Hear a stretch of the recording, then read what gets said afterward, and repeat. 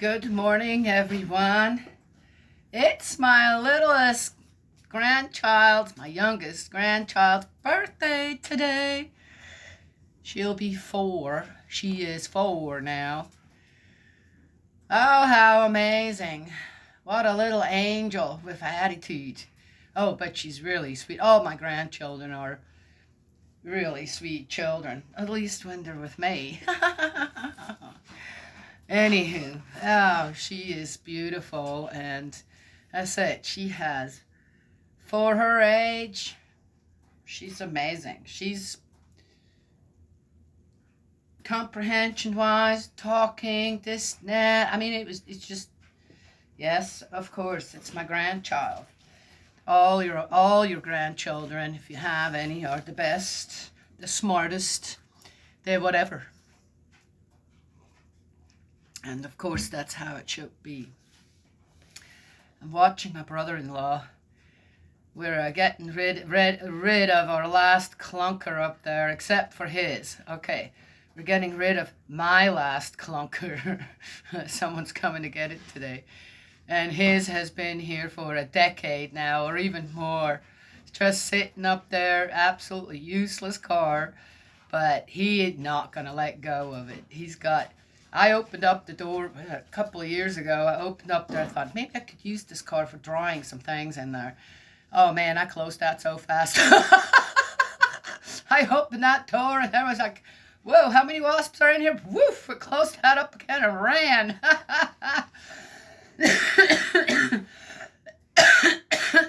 So he's cleaning it up right now. It's a guy thing. Don't ever get in the way of a guy thing. That car isn't bothering me up there or anybody. And for some reason, he just can't let go of it. He's cleaning it now. Oh my gosh, that's like years and years and years of I don't know what he's cleaning up. Well, anyway, it's got flat tires, a broken windshield. The thing is just, it's sitting up there for a reason. But, nope, I said it's a guy thing. And what did that just say? Don't mess with a guy thing. Especially when it really doesn't matter, right? Right, Gus? Oh, you're so wet. How was breakfast? Huh? Sardines and eggs this morning with your dog food. Was it good? Oh, yeah. Okay. No, don't get that on my Bible. Can I read now? You want to go out? Come on. Let me put you outside. You can go up and hang with bro-in-law. I wouldn't be surprised if there weren't a few snakes in that car too by now, overwintering. Hope he's careful. Okay, Leviticus 3. The communion sacrifice. If his sacrifice is a communion sacrifice, and if he offers an animal from the herd, be it male or female, never going through that again. Oh, it's a different one. This isn't the one for Yahweh. Communion. Communion? Does that mean for everyone? I'll just keep reading. Whatever he offers before Yahweh must be unblemished. Now, what would that mean with a female? That she's never had babies yet? Ah, yes. He will lay his hand on the victim's head and slaughter it at the entrance to the tent of meeting. The priest descended from Aaron will then pour the blood all around the altar. He will offer part of the communion sacrifice as food burnt for Yahweh.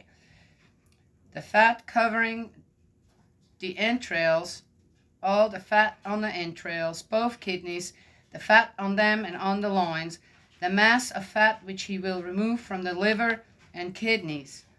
The priests descended from Aaron will then burn this on the altar, in addition to the burnt offering on the wood of the fire, food burnt as a smell pleasing to Yahweh. Now, when I'm reading this, in the way I'm reading this, it sounds like there's just stuff that most people now wouldn't need anymore. The liver's really good. Yep. I mean, entrails. Is this the what's it called? Chutla. They have a name for it here too, for it. Chutla. Oh, nasty stuff. That was never something I liked. My mom would make it for my dad. My dad loved it. Chitlets? Chit? No, that's has something to do with the chickens. Oh. What was that called? I can't remember. My mom would make it with tomato sauce, but still, no. I guess you eat anything if you're really hungry, so... I mean, it was edible, just not kind of... And I could eat it. It's not like I was gagging on it or something, but it definitely wasn't one of my favorite foods. So I wonder if that's just what the fat... That's just what they put on the altar to burn. Well, I don't know. And the rest of it actually was given to the people to eat. If it is an animal from the flock, which he offers as a communion sacrifice to Yahweh, be the animal that he offers, male or female, it must be unblemished. If he offers a sheep, he will offer it before Yahweh. He will lay his hand on the victim's head and slaughter it in front of the tent of meeting. The priest descended from Aaron will then pour its blood all around the altar. Of the communion sacrifice, he will offer the following as food burned for Yahweh: the fat, all the tail taken off near the base of the spine. Oh, see? The fat covering the entrails, all the fat on the entrails, both kidneys, the fat on them and on the loins. The mass of fat which he will remove from the liver and kidneys. The priest will then turn this on the altar as food burnt for Yahweh. See, it does sound like, okay, so you do take the kidneys. You just take the, remove the fat from the, okay, Kidneys, one in an animal doesn't necessarily eat, and the reason is because they are kidneys detoxify your system. So I don't really want to eat an organ that may be loaded with things that you might not want in your system. But otherwise, it's interesting. I wonder. Well, maybe one should go read up on that. If his offering is a goat, he will offer it before Yahweh. He will lay his hand on the victim's head and slaughter it in front of the tent of meeting, and the descendants of Aaron will then pour its blood all around the altar. This is what he will then offer off it as food burnt for Yahweh. See, it's not the whole thing. The fat covering the entrails, all the fat on the entrails, both kidneys, the fat on them and on the loins. The mass of fat which he will remove from the liver and kidneys. The priest will then burn these pieces on the altar as food burnt as a smell pleasing to Yahweh. All the fat belongs to Yahweh. All the fat belongs to Yahweh. Interesting. Still gross. But not as barbaric as it... It's a little different here, isn't it? Than in Exodus. Leviticus. Well, they're all different books. Right? People think that the whole Bible's a book, but it's many books put together. That's the Bible. So we have different people recounting things, or it's a repetition. This is a perpetual law for all your descendants wherever you may live, that you will not eat either fat or blood. Oh, but blood sausage is really good.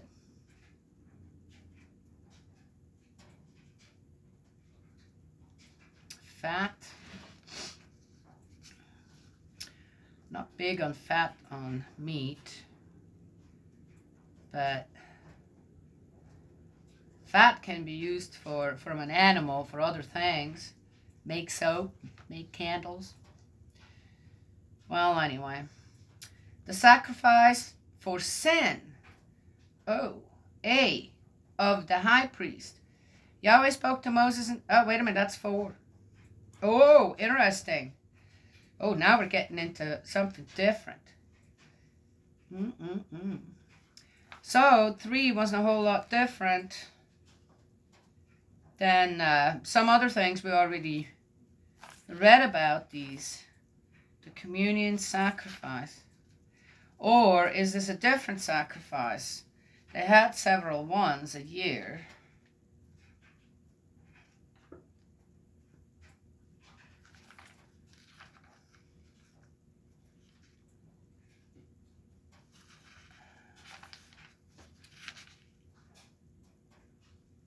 The altar of burnt offerings. Let's see, where is it at? Huh. Well, anyway.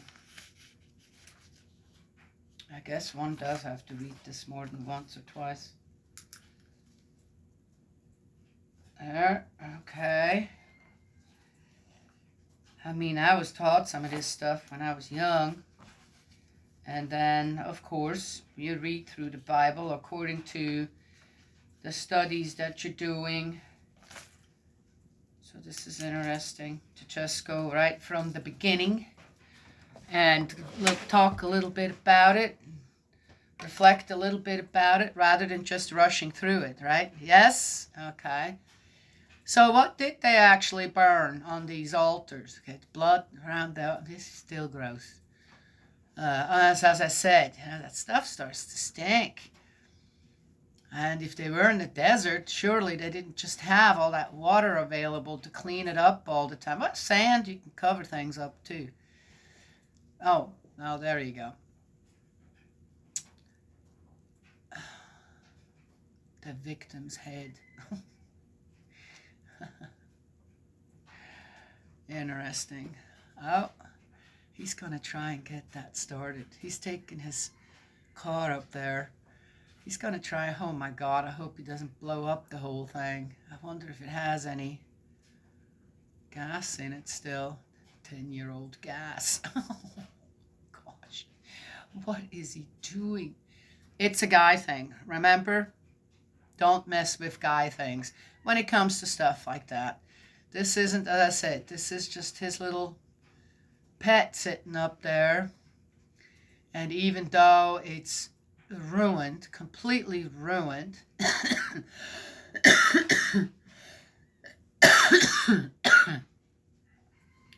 he can't let it go.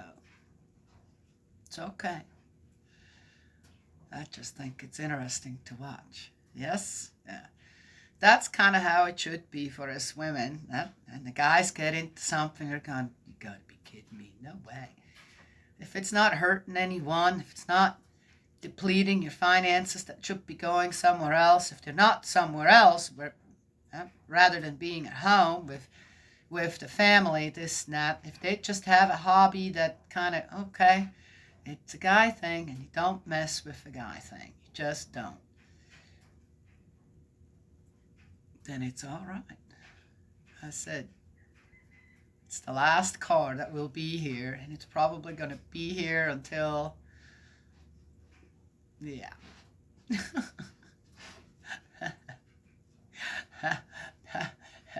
Should he pass before me, I'm going to put a sign on it and say, this is bro's in-law's car. No one move. It'll stay here as is. Oh, and I gotta go because the dude that's coming to get the other car just got here. I gotta write that note or something. Yeah. Oh, I brought his little grandson again, too. Cute. Gotta go. Take care of things. God's love and blessings always. May he protect you. And I will talk to y'all another time. We're making an offering today. We're not getting anything for that car, though it's in much better shape than my brother-in-law's. And but sounds like this family's having a bit of a rough time, so we're just letting him have the car and see what he wants to do with it. You can get a bit of money for it now. Could before, probably more now, maybe not, I don't know, to junk it, and you get some money, $200 or something, they can get it for it. Getting it out of here, just I'm good. A little bit to help like this with something that would just be sitting up there for another 10 years, no doubt. It's fine, right? Yes, help out a little. It's just a few dollars, but better than nothing. All right, God's love and blessings always. One more time, and I will talk to y'all another time.